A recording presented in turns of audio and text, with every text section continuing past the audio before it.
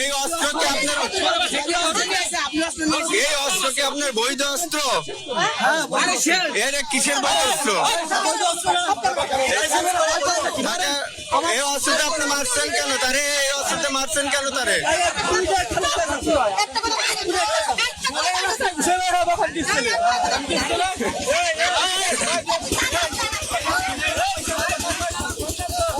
আপনি 1 মাস 2 মাস 3 মাস 4 বছর 5 বছর 10 বছর এই মামলা চলবে, অত সহজে হবে না।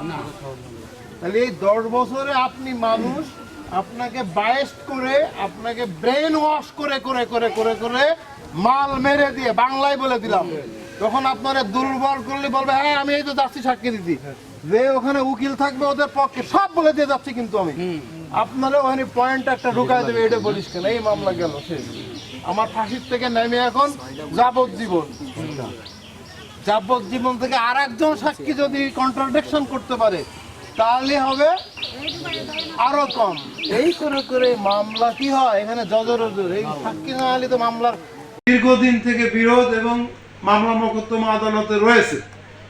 এই গাছ কাটা, এই গোলাম কবির গাছ বিক্রি করে, ছোট ছোট গাছ, আমি ঘটনাস্থলে গেছিলাম, আমি দেখছি ছোট ছোট কাটা গাছ বিক্রি করেছে।